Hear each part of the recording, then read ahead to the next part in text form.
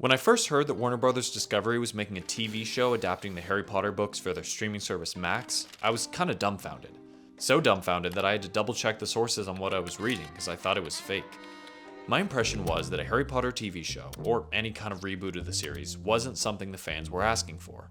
With controversy surrounding J.K. Rowling, the impossible task of following up the movie adaptations, and the constantly shifting state of streaming television, a reboot right now seems like a terrible idea.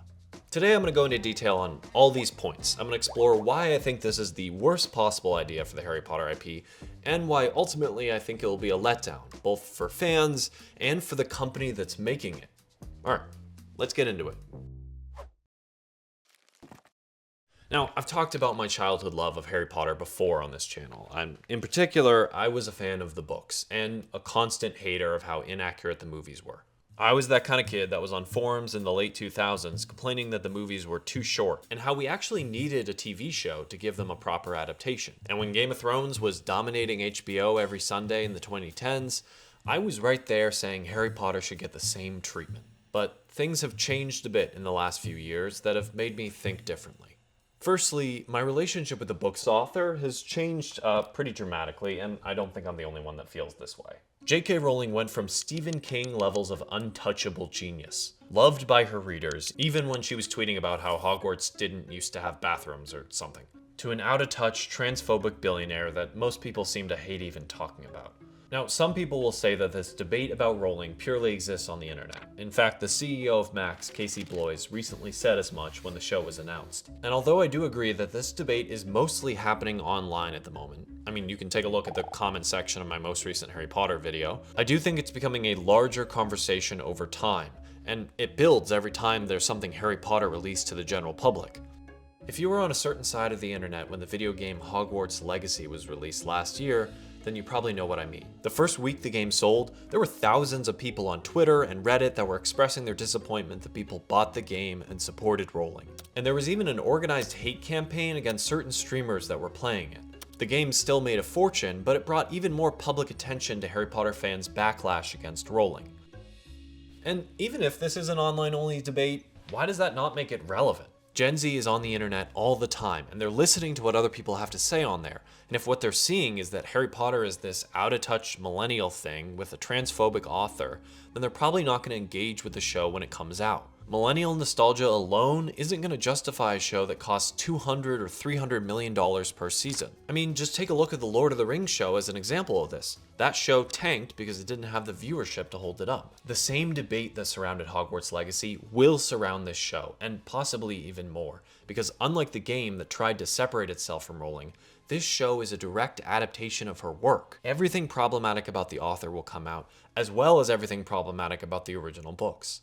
So obviously I think the Rowling backlash will be a problem, but an even greater problem than that will be the impossible task of adapting these books better than the movies did.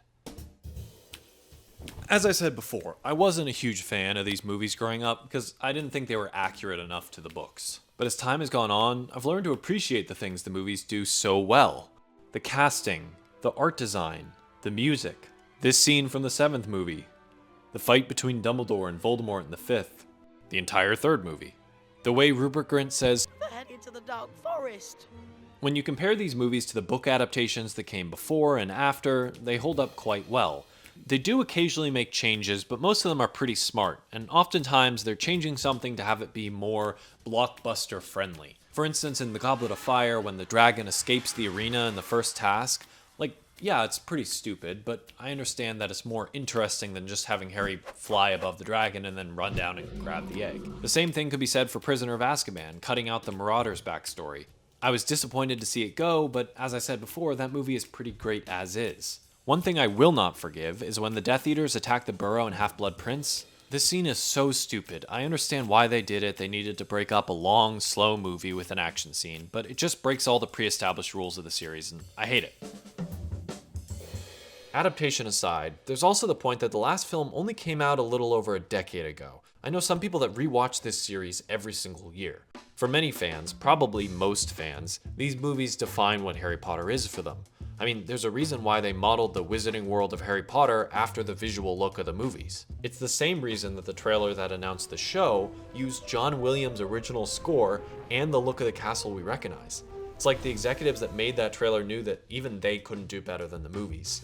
It just feels like this whole project is setting itself up to disappoint fans. And with a show that's so overly reliant on fans showing up week after week to watch every new episode, it's not a great thing.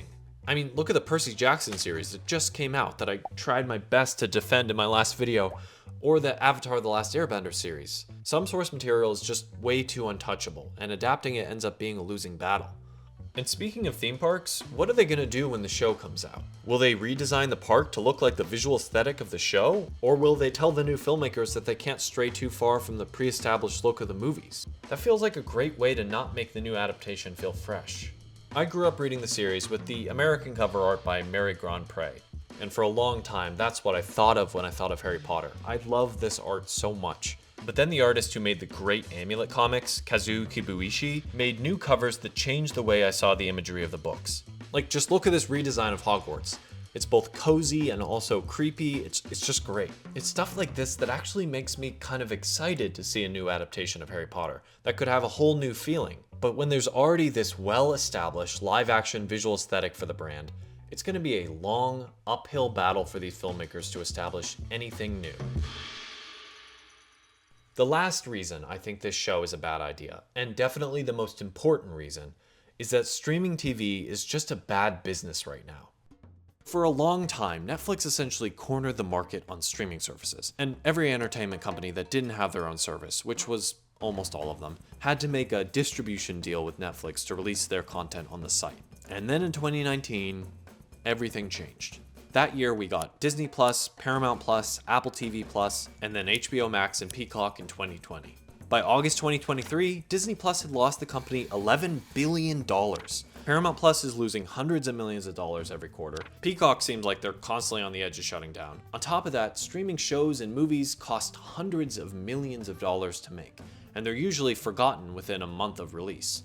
Remember that Netflix movie Red Notice that cost $200 million to make? Me neither. And year after year, we're seeing that the stuff that's actually successful on these sites isn't the original stuff. It's The Office or Friends or NCIS. In 2023, none of the top 10 stream shows were streaming originals. The top show, Suits, got 57.7 billion viewed minutes, while the most viewed streaming original, Ted Lasso, got 16.9 billion minutes. The same goes for movies. All of the top stream movies, except for one, were originally released in theaters. So the question remains, is this even a good business model? I mean, why would you want to spend hundreds of millions of dollars on a 9-episode streaming show when you could have a 20-episode TV show that's a fraction of the cost, or spend hundreds of millions of dollars on a movie that everyone's going to forget about in 5 minutes when you could release that movie in theaters and actually profit off of it and then boost its streaming life later on? It's just like, are we having crazy pills? This is crazy. The Harry Potter show isn't planned to release until 2026. What is the streaming business gonna be by then? Max is bleeding subscribers all the time. They're cutting content from their service, and they're even refusing to release movies, writing them off for taxes. This does not seem like a safe environment to build a 10-year-long billion-dollar TV show. Also, remember that Harry Potter is the 5th highest grossing movie franchise of all time. It's propelled theme parks, stores, museums, merchandising, you name it. Why are we making that huge global thing into a TV show on a streaming service that's not even available around the world? Okay, pause.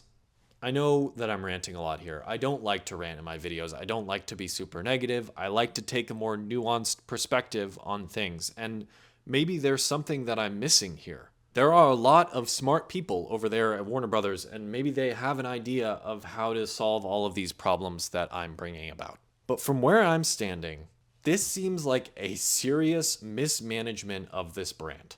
When you could be using this brand to make another Wizarding World movie series with new characters that could make another $10 billion, you're shoving this onto a dying streaming service just to boost short-term goals. J.K. Rowling controversy aside, love for the original movie adaptations aside, confusion about the visual aesthetic of the theme parks aside, this point is the thing that baffles me the most about the greenlighting of this show.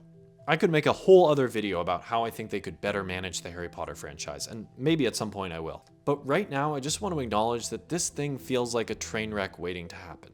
Maybe I could be wrong about all of this. Maybe ultimately it will end up being a very successful, creative, interesting take on the books. It just feels like this many problems is not a great place to start. As of the making of this video, they haven't announced any final decisions on writers, so maybe it'll just die in the executive suites.